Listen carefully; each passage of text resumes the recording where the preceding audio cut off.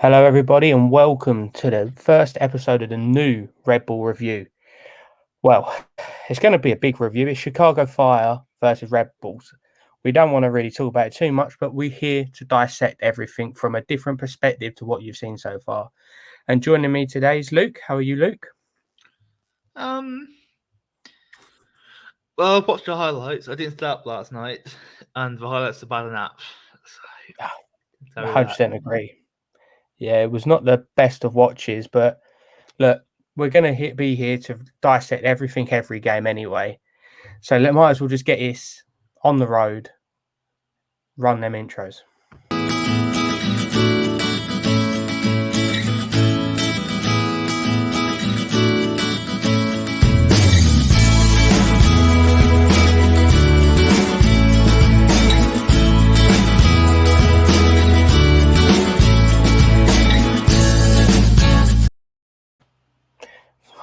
Beautiful intros as ever. And yep, just as it said in the intros, this is brought to you by Big Apple Sports Network, bringing you all the latest news, views, and everything else from the tri-state area, with everything coming very soon, from a puck to a baseball to a football to a basketball, you name it, we're going to have it. But we are talking about their trip up to Chicago last night. We are talking about the Red Bulls getting absolutely distinguished by the Fire. And we're going to go through the Red Bull starting lineup to begin with, even though if you watched the game 2 games ago, 3 games ago, 4 games ago, you probably would predict this 11. But obviously, it was Coronel in goal. He's been in net every game this season. Obviously, Ryan Mears is still on the bench. And then obviously, we had Duncan, Edwards, Tarek, and Tolkien as the back four. Tolkien coming in for Gutman. Then we had Davis is low man in that midfield once again. He's run his socks off this season and he's had a minute break for it. Then we had obviously CCJ, Caceres Jr., Clark Kimona in the midfield three. One of them's meant to play alongside him, but we'll go into that. And then Fabio and Clemada, the usual two up front. I don't know what you thought, Luke, when I did that sign. I personally said, oh, it's more of the same. What did you think? yeah, like no rotation in his team at all at the moment, and I think 10 games ago you might think, well, okay, we got at one point we had a lot of injuries.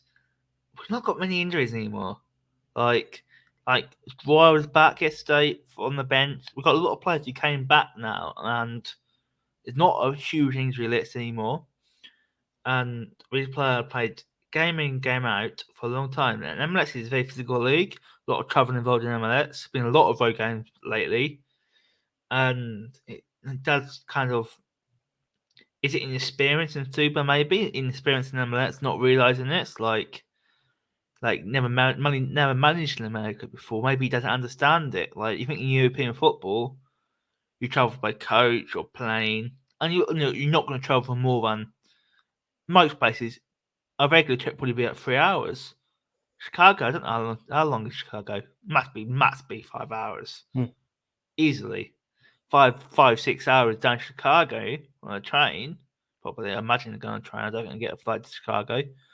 That's a longer trip. And for these players have been playing week in, week out, that's bound to some effect on them. And yeah, it's not good.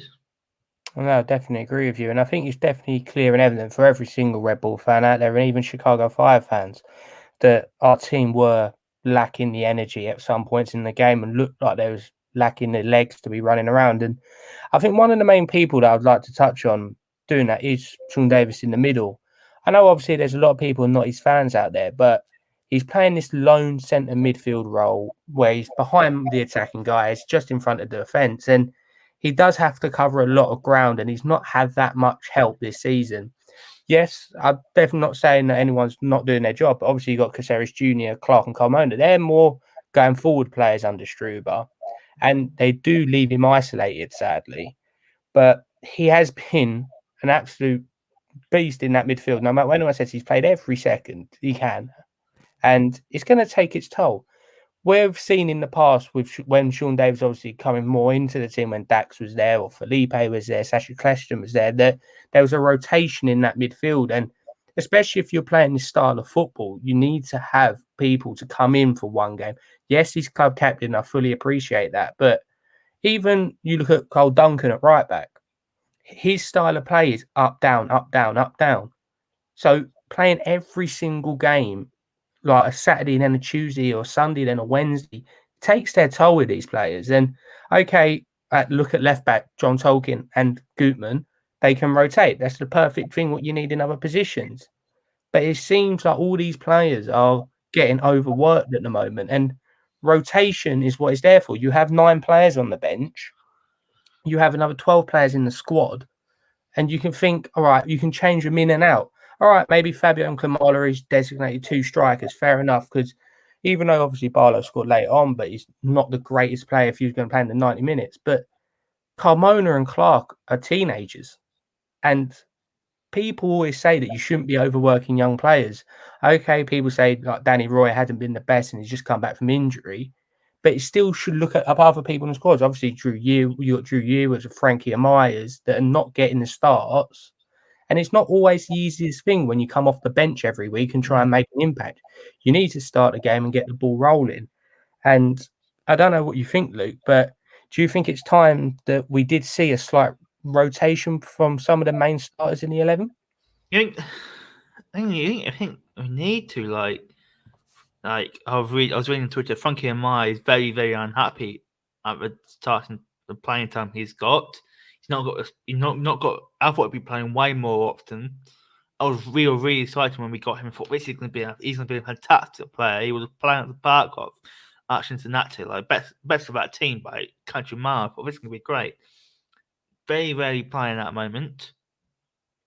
Being picked to the post by Kimona, who he's a decent young player, but for me, I would want to see him maybe with the twos a bit more, or coming in and I think he should have a bit of Alex Neil season, 2016. He's not playing every game, but he's coming on off the bench. Not quite ready there for me yet.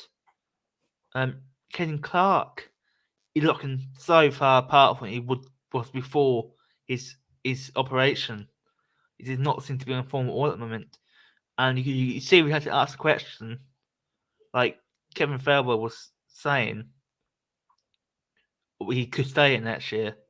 Based on his last three performances, he will be staying at Red Bull next year. Here, he's not going to compete for a spot at Leipzig. Performance like that, he just not. I don't mean it to be horrible, because I like Clayton, but he's not quite returned to the form he was in before the pendency. And I think, look, Tom Edwards, we love Tom Edwards. It's no secret of that. Playing here for everywhere.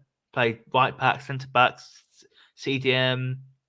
I think he played left back for a little while in a match. He's not many places he's not played yet, but he's played so many games. He's not got any breaks, and like we've not got a huge injury list anymore. We need to rotate these players. Roy is back now.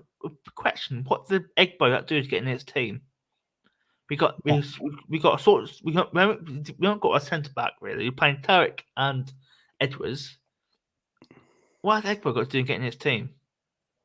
No, I've got to agree with you there, and I think one I'd like to just talk about is Wilcom and Carmona, because when he was brought in, obviously he's used to being the part of the Atletico Madrid setup, and he is a talent for the future. And I think the main part of that sentence is future. Yeah. When you're bringing an 18-year-old South American kid into the MLS, you can't rush him. All right, yes, I'm very happy. I'm over the moon with him. I think he's been a revelation this year in terms of he's actually exceeding how I thought he would be playing, and I think he has got a very bright future in the MLS and potentially elsewhere. But these 18-year-olds, you can't work them too much, because you then start to get these little problems. All right, Caden Clark, that was not anything to do with game time, but give these kids a bit of a break sometimes. Let them sit on the sidelines for a game and bring them on in 15 minutes game to be impactful. That's what Caden Clark did last season very well. Like the first few games, all right, he started a few, but then also he then come off the bench for a few. But yeah, obviously we spoke quite a bit about the starting lineup, and I just want to touch on the 3 subs that we did make in last night's fixture. Obviously, in the 19th minute, Caceres did come off for Gutman, and we changed it up a little bit. I could see this coming. Caceres hasn't been the best since coming back from the Copa America. There's no surprise about that. Pissed. Yeah, obviously, yeah. He did not look happy. No, it's one of them though. If you're a professional player and you're caught and you're taken off 19 minutes into the It's game, quite no one's embarrassing, ever isn't gonna be it? happy. Yeah.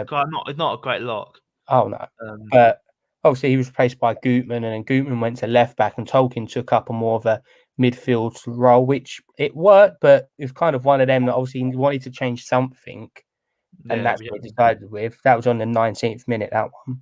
Then in the 55th minute, we took off Wilcom and Carmona and brought on Omir Fernandez. Carmona, he didn't have a terrible game. He didn't have a brilliant game.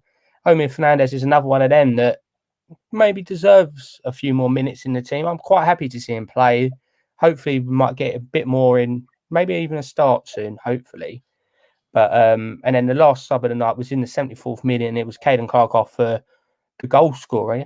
Yep, I did say that right. The goal scorer, Tom Barlow. Look, obviously people find to criticise Tom Barlow, but it was really nice to see him put the ball in the back of it. Okay, it was the 97th minute and the ball rebound off the keeper, but hopefully it could be the start of a bit more confidence for the kid. And no one's ever going to say a bad thing about someone who tries their all for the Red Bulls. But I think just going into like the three subs, obviously we're taking off Caceres, Carmona, and Clark. That was the midfield three in front of Sean Davis. I'm not sure if I'm reading too much into this, or the people watching this would like to agree or disagree. But I was thinking, you're looking at that. We've got Clark, who's played a lot of minutes, still very young. Carmona, very young, played a load of minutes. Caceres has played a load of minutes, travelled down to Brazil to play in the Copa America, and it looks tired as well. So it's no surprise at them three. But I think that's enough about the starting lineup. We've just got a few steals to talk about from the two goals, and if Luke might get a screen for everyone watching these, obviously it's going to bring back some bad memories. But we're going to dissect these and just see what people think. If you agree, let us know in the comments below or on Twitter. Or if you disagree and you think something else, let us know. We love to hear everyone's opinions. So this was the main thing for me for the first goal was obviously you can see I've got this black circle highlighted here, and that is the massive gap in between the back four and the midfield. You can see here the red arrows indicating where Sean Davis is pushed up to close the man down. Yes, he's doing that very well, but what he's got to think of, since he's pushed out of that space, it's now left this massive void that if the player with the ball now just plays it out, he's creating a 2v4 against the back four. And obviously, because of Duncan's positioning covering their winger, he's leaving a 2v3 there, which is not the greatest situation to be having when you've got your own backs to your goals. But what I was thinking was quite interesting here was obviously to the left of Sean Davis, we've got Caden Clark, and then the one closest to the man is Caceres. So you've got a three there where they're about 15 yards apart in the middle of the field. And once that ball is played, all three of them are out of position. So there's no one helping Tarek and Edwards in front there. And if you don't mind just going to the next slide, Luke. Right, this is where the ball comes to. And obviously here we can see that a four has got the ball at his feet and he's looking directly at Stojanovic, the goal scorer. And we've got Tolkien obviously closing in from behind, which is decent positioning because in case an overlap happens to the right. But we've got Amro Tarek, who's decided obviously to close down the space in between him and a four. But now him coming out has left the space in the middle for Stojanovic, whereas Edwards is about 5 yards off of him and he's not right to him. This is where I would love to have seen Sean Davis, where now for everyone watching is to the far left of the screen next to Caceres Jr. He should be obviously in the gap between Caden Clark and Tom Edwards, trying to either cut that ball out or put in man pressure on. And if we go to the next slide, this is the next possession of this play where Stojanovic receives the ball. Can we go to the next one, please, Luke? Yeah. Thank you very much. So now we've got a thing of Edwards is off to the left. Obviously, he's got a runner in behind him, which he's got a cover for. And Tarek, because he's closed down a four, has left Stojanovic in this open space where he's got a clear, direct line shot of goal. Obviously, this is where you'd love a centre midfielder to be to either cut this ball out or put pressure on the shot. And then the next shot that we have on the next slide is, I think, a perfect one that sums up this actual play. And from this angle, you don't realise how much space there was. So Tolkien's got a decent position in there, so he's cutting off the ball to a four. But now, because Edwards is obviously trying to cover this man where Duncan's all the way out to the right, He's created this massive opening gap to that far right-hand post. And because he's led to this space, obviously Stojanovic can get the shot off. I'm not taking anything away from the shot. It was a great shot. But could we have done something about it? Probably yes, because we've got Sean Davis now, who's to the left of Caceres by the referee, and Caden Clark's obviously dropped back to try and cover. But because we're playing this free in front of Davis, we're getting this imbalance. So if Davis pushes up, we've got this outnumbering of what leads to the goal here. And obviously Tarek tries his best by sticking out his foot, but he's actually not that close to it to stop the offence. I don't know if you'd agree, Luke. Do you think that having just the one main sitting midfielder has caught our defence out here and actually made them under more pressure, leading to a chance at the goal? The thing is, like, I've never been a huge fan of Sean Davis, but I do think he's had a great year this year. But I think we've got no doubt. We don't seem to be able to adapt our tactics. Like, we always seem to play the same system. Sometimes, I know we went to Ella Galaxy and we played the awful. Was it 5 at the back? And yes, like, actually never get played a game because that was horrific. But we don't seem to be adapt. We don't seem to adapt to maybe 2 DMs or like Tom Edwards played there once because when someone got injured. I don't know why. I can't remember what happened. I think Sean Davis might have played there. I'm not sure. Tom Edwards could play. You could get Egbo to play in defence. He's an actual defender. I don't see what's Egbo got to get in his squad. Like, no, yeah, I do agree, and I think there's obviously Caceres obviously last season did play the role a lot alongside Davis, but we knew straight away from the first game under Struber that he wanted to play him in a more advanced role. yeah. Because when he started, we played the 3 just in behind the striker, and he was the number 10 or played out on the right. But with this lineup, we've created an imbalance in the defensive side of the midfield, and Caden Clark's obviously doing well here to recover and try and get back. But because Davis has come out of position, it's literally led their midfield / strike force to push in between the lines and create the imbalance, which Stojanovic does brilliantly well to finish this. No taking it away from him. It was a great finish. And obviously that put them 1-0 up in the second minute, which was not the most joyful start to any football match. And I think especially when you're on the road, you're like, right, we've conceded one early. Let's just steady the ship. We'll keep them out for 20, 30 minutes, try and pull one back. Obviously, 6 minutes later, if you don't mind going to the next slide, please, Luke, they get a long throw in. And I was like, yeah, well, even foul throw or not foul throw, I'm looking at how we've set up defensively for this.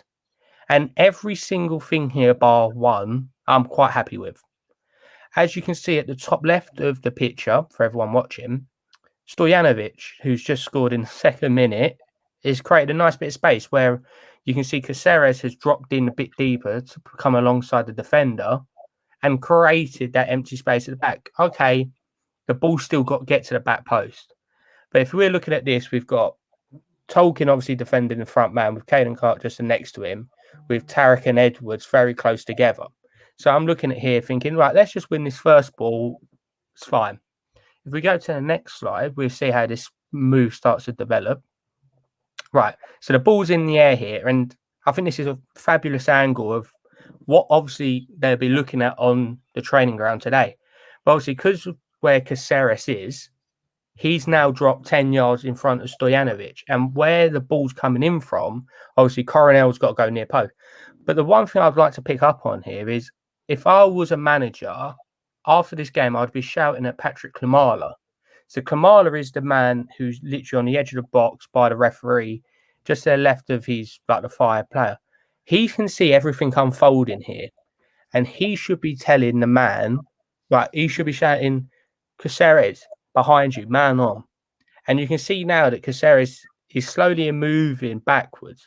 So he's thinking, if we don't win this near ball, I've just seen someone over my shoulder. But Klimala, before this was even taken, should have told Caceres there was a man behind him and guard towards it. If you don't mind going to the next slide, please.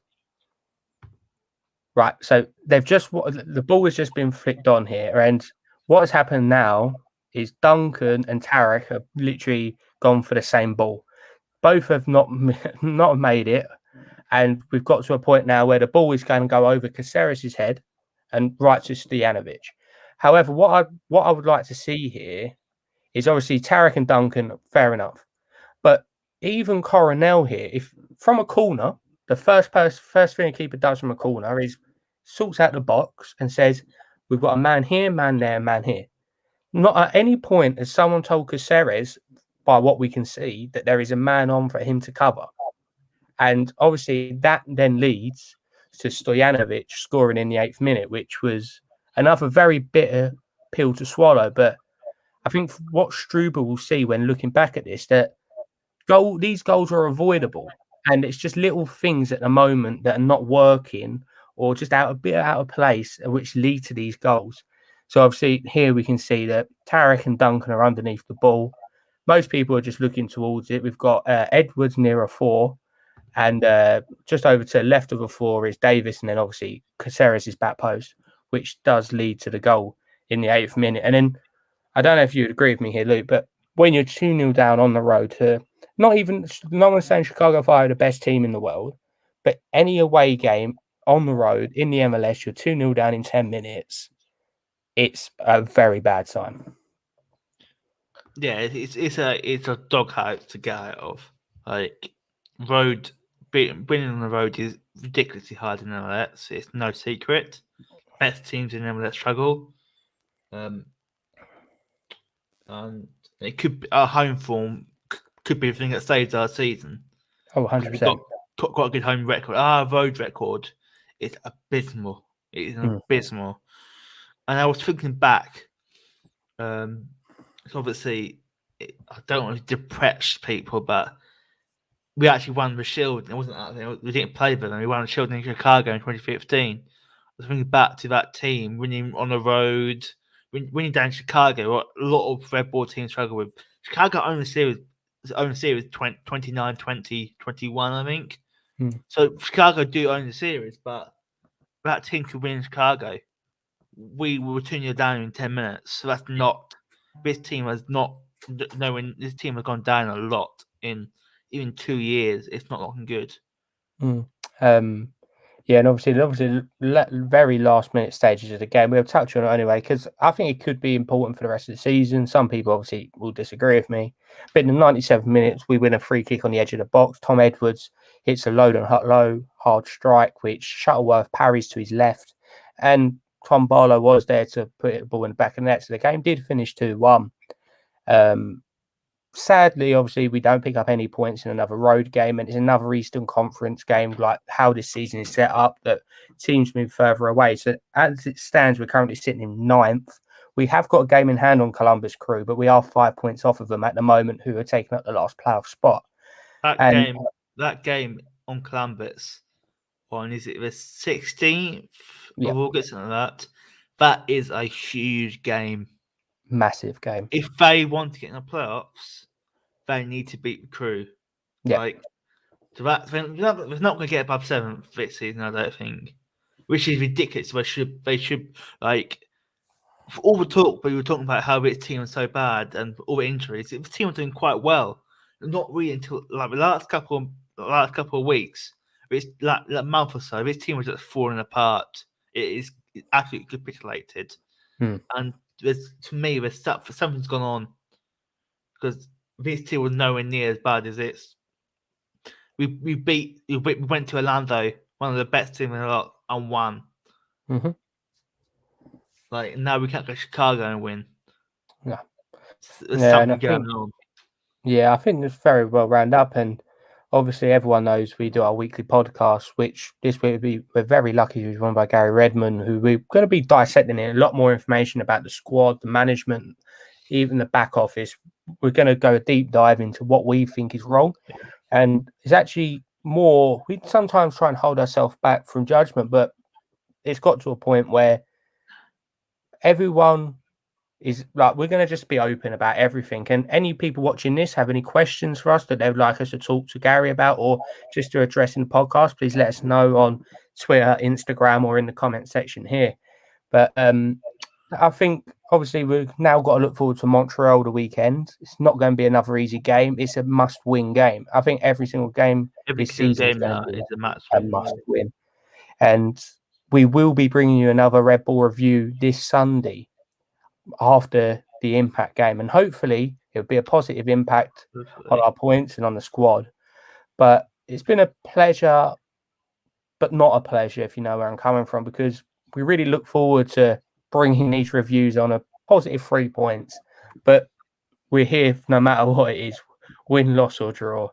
And I've just got to say thank you, Luke, very much for joining us on this Red Bull review. It's a pleasure as always. And this Red Bull review has been brought to you by Big Apple Sports Network. Look forward to seeing you this Sunday, where we dissect everything from the Montreal Impact game. Who knows how that's going to go down? But until next time, come on, you Red Bulls.